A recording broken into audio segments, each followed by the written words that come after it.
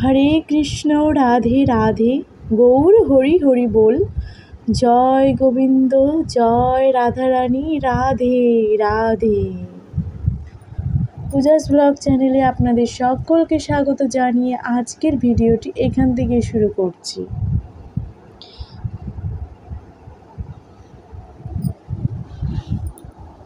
ওম হরি ওম তৎসৎ।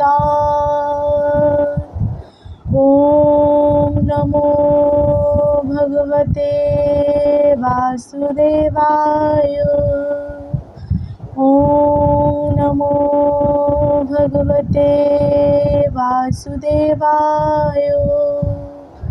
ওম নমো ভগবতে বাসুদেবায়। হরে কৃষ্ণ রাধে রাধে। আজকে আমি পাঠ করব শ্রীমদ্ ভগবদ্ গীতার নবম অধ্যায় রাজগুহ যোগ, শ্লোক নাম্বার 25।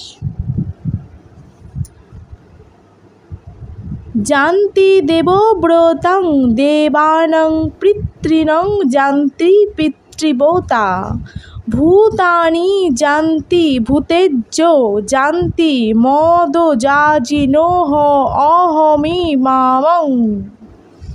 অনুবাদ: দেবতাদের উপাসকগণ দেবলোক লাভ করেন, পিতৃপুরুষদের উপাসকগণ পিতৃলোক লাভ করেন এবং ভূত এবং প্রেত আদির উপাসকগণ ভূতলোক লাভ করেন। আর আমার উপাসকগণ আমাকেই কেবল লাভ করেন। অর্থাৎ তাৎপর্য: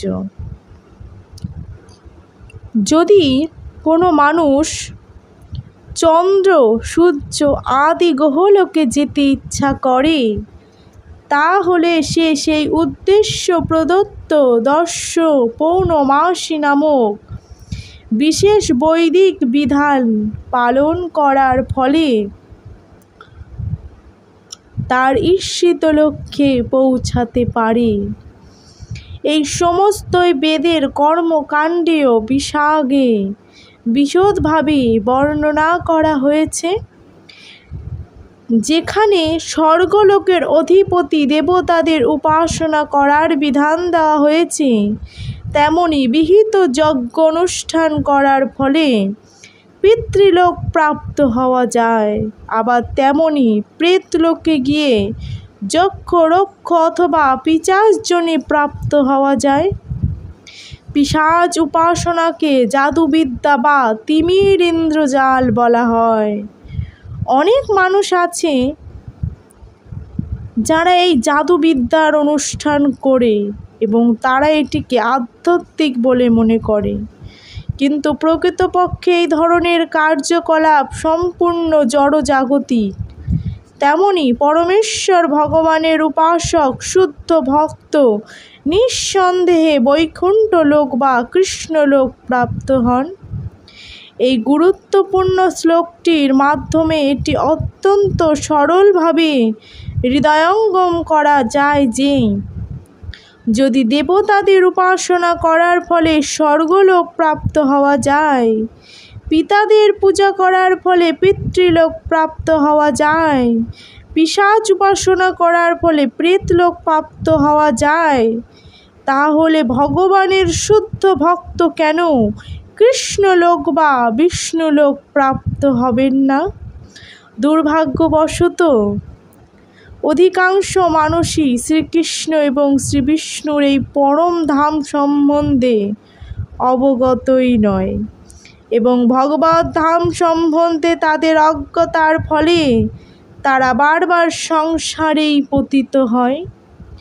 এমনকি নির্বিশেষবাদীরাও ব্রহ্মজ্যোতি থেকেও অর্ধপতিত হয়। তাই কৃষ্ণ ভাবনামৃত আন্দোলন সমস্ত মানব সমাজে এই পরম কল্যাণকারী জ্ঞান এমনভাবে বিতরণ করছে যে কেবল হরে কৃষ্ণ মহামন্ত্র কীর্তন করার ফলেই মানুষ এই জীবন সার্থক করে তার যথার্থ আবাস ভগবত ধামে ফিরে যেতে পারেন। হরি বল, হরি বল। শ্লোক নাম্বার 26। পত্র পুষ্প ফলং ত্বয়ং যো মে ভক্তাং প্রযচ্ছতি তদাহং ভক্তোপহত প্রশ্নামি প্রযতামনং। অনুবাদ: যে বিশুদ্ধ চিত্ত নিষ্কাম ভক্ত ভক্তি সহকারী আমাকে পত্র পুষ্প ফল ও জল অর্পণ করেন, আমি তার সেই ভক্তিপ্লুত উপহার প্রীতি সহকারে গ্রহণ করে থাকি। তাৎপর্য: ভগবান শ্রীকৃষ্ণ বলছেন, বুদ্ধিমান মানুষের পক্ষে শাশ্বত সুখের জন্য চিরস্থায়ী আনন্দময় ভগবত ধাম লাভ করার উদ্দেশ্য ভগবানের অপ্রাকৃত প্রেমময় সেবায় নিয়োজিত হয়ে কৃষ্ণ ভাবনাময় হওয়া আবশ্যক। এই প্রকার বিস্ময়কর ফলাফল লাভ করার পদ্ধতি অত্যন্ত সহজ এবং এমনকি অত্যন্ত দারিদ্রতম। কোনো দারিদ্রতম ব্যক্তি কোনো রকম যোগ্যতা ছাড়াই এইটা অনুশীলন করতে পারে। এটি লাভ করার জন্য একমাত্র যোগ্যতা ভগবানের শুদ্ধ ভক্ত হওয়া। কার কি পদমর্যাদা অথবা স্থিতি কি তাতে কিছু আসে যায় না। পন্থাটি এতটাই সহজ যে অকৃত্রিম প্রেমভক্তি সহকারে এমনকি একটি পত্র অথবা একটু জল অথবা ফল পরমেশ্বর ভগবানকে অর্পণ করা যেতে পারে এবং ভগবান তা গ্রহণ করেন, সন্তুষ্ট হবেন। তাই কৃষ্ণ ভাবনামৃত থেকে কেউই বাদ পড়েন না, কারণ এটি অতি সহজসাধ্য ও সার্বজনীন। কে এমন মূঢ় আছে যে অত্যন্ত এই সরল পন্থার মাধ্যমে কৃষ্ণ ভাবনাময় হয়ে সচ্চিদানন্দময় জীবনের পরম পূর্ণতা লাভ করতে চায় না? কৃষ্ণ কেবল প্রেম ভক্তি চান, আর অন্য কিচ্ছু নয়। কৃষ্ণ তার শুদ্ধ ভক্তের কাছ থেকে এমনকি একটি সামান্য পুষ্পও গ্রহণ করেন। তিনি অভক্তদের প্রদত্ত কোনো রকম নৈবেদ্য চান না। তার কাছ থেকে কোনো কিছুই নেওয়ার প্রয়োজন নেই, কারণ তিনি স্বয়ং সম্পূর্ণ। কিন্তু তবুও প্রীতি ও ভালোবাসার বিনিময়ে তিনি তার ভক্তের নৈবেদ্য গ্রহণ করেন।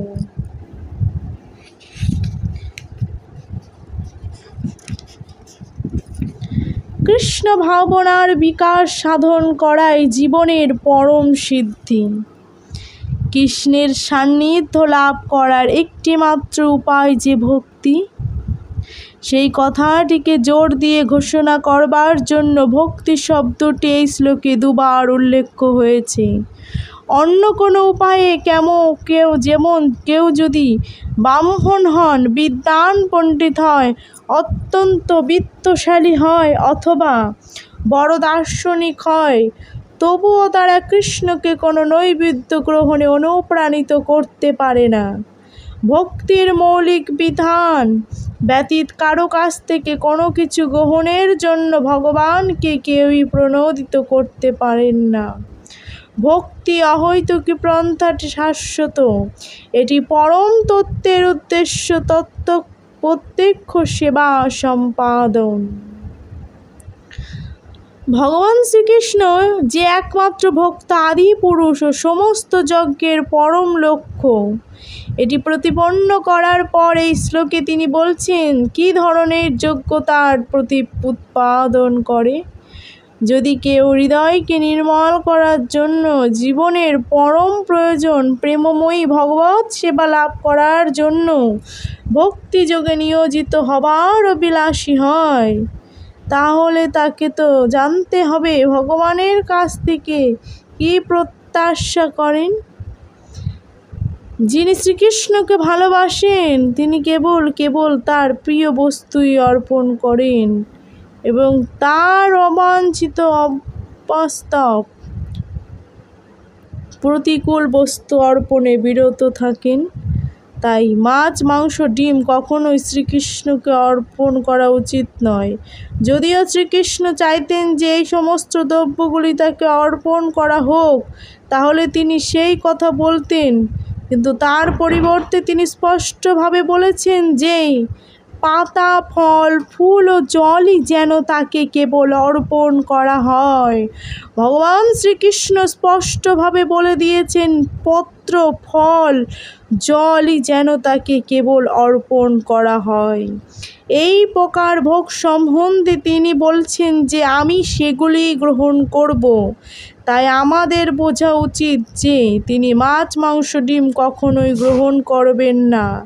শাক, সবজি, অন্ন, ফল, দুধ ও জল মানুষের উপযুক্ত আহার এবং ভগবান শ্রীকৃষ্ণ স্বয়ং সেই বিধান দিয়ে গেছেন। এই সমস্ত সাত্ত্বিক সামগ্রী ব্যতীত আমরা যদি অন্য কিছু আহার করি তবে তা কখনোই শ্রীকৃষ্ণ নিবেদিত করে তার প্রসাদ রূপে গ্রহণ করা যায় না, কারণ তিনি তা কখনোই গ্রহণ করেন না। অতএব যদি আমরা মাছ, মাংস আদি নিষিদ্ধ পদার্থ ভগবানকে অর্পণ করি, তাহলে তা প্রেমময়ী ভগবত ভক্তির প্রতিকূল আচরণ হবে। তৃতীয় অধ্যায়ের 13 শ্লোকে ভগবান শ্রীকৃষ্ণ ব্যাখ্যা করছেন যে কেবলমাত্র যজ্ঞাবশিষ্ট অন্নই শুদ্ধ এবং পারমার্থমিক জীবনে উন্নতি সাধনে ও মায়ার বন্ধন থেকে মুক্তি লাভের অভিলাষী মানুষের জন্যই সেটি যথার্থ আহার্য। ভগবান সেই একটি শ্লোকেই বলেছেন যে তাকে উৎসর্গ না করে যারা খাদ্য আহার করে তারা কেবল পাপ ভক্ষণ করে। পক্ষান্তরে বলা যায় তাদের প্রতিটি গ্রাস তাদেরকে মায়ার জটিল আবর্তে নিমজ্জিত করে। কিন্তু কেউ যদি সুন্দর নিরামিষ ব্যঞ্জন প্রস্তুত পূর্বক শ্রীকৃষ্ণের প্রতিকৃতি অথবা আচার্য বিগ্রহে তা নিবেদন করে বন্দনাপূর্বক সেই সামান্য নৈবেদ্য গ্রহণ করার জন্য প্রার্থনা করে, তবে তার জীবনের উত্তরোত্তর উন্নতি সাধিত হয়, দেহ শুদ্ধ হয় এবং স্বচ্ছ চিন্তা ভাবনার জন্য মস্তিষ্কে সূক্ষ্ম কোষের উৎপত্তি হয়। সর্বোপরি এই সমস্ত ভোগ প্রেম ভক্তি সহকারে নিবেদিত করতে হবে। সমগ্র সৃষ্টিতে সব কিছুর একমাত্র অধিকারী হবার জন্য আমাদের উৎসর্গীকৃত ভোগ গ্রহণ করার আবশ্যকতা শ্রীকৃষ্ণের নেই, কিন্তু তার প্রতি উৎপাদনার্থে তার উদ্দেশ্যে অর্পিত নৈবেদ্য তিনি গ্রহণ করেন। ভোগ তৈরি এবং নিবেদন করার জন্য গুরুত্বপূর্ণ বিষয়টি হচ্ছে এই যে তা শ্রীকৃষ্ণের উদ্দেশ্যে প্রেমভক্তি সহকারে সম্পাদন করা। নির্বিশেষবাদী দার্শনিকেরা যারা পরম তত্ত্বকে ইন্দ্রিয়বিহীন রূপে দেখতে ইচ্ছা করে, ভগবদ গীতার এই শ্লোকটি তাদের বোধগম্য হয় না। তাদের কাছে একটি কেবল রূপক অলঙ্কার অথবা গীতায় প্রবক্তা শ্রীকৃষ্ণের জড়জাগতিক গুণাবলী মাত্র। কিন্তু যথার্থ সত্য রয়েছে যে পরমেশ্বর ভগবান শ্রীকৃষ্ণ দিব্য ইন্দ্রিয় সম্পূর্ণ। শাস্ত্রে বলা হয়েছে যে তার প্রতিটা ইন্দ্রিয় অন্য সমস্ত ইন্দ্রিয়ের কাজ করতে সক্ষম। শ্রীকৃষ্ণকে অদ্বয় পরম তত্ত্ব বলা সেটি প্রকৃত অর্থ। তিনি যারা ইন্দ্রিয়বিহীন হতেন তাহলে তাকে ষৈরস্যপূর্ণ বলা হতো না। সপ্তম অধ্যায়ে শ্রীকৃষ্ণ বলছেন যে তিনি দৃষ্টিপাত করার মাধ্যমে জড় প্রকৃতির গর্ভে জীবেদের সঞ্চার করেন, আর এই ক্ষেত্রে ভোগ অর্পণ করা হয়। ভক্ত যখন প্রেমময়ী প্রার্থনার দ্বারা ভগবানকে তা নিবেদিত করেন, ভগবান তখন তা শ্রবণপূর্বক গ্রহণ করেন এবং প্রকৃতই আস্বাদন করেন। আমাদের মনে রাখা উচিত যে পরম তত্ত্ব হওয়ার ফলে তার শ্রবণ করা, ভোজন করা এবং স্বাদ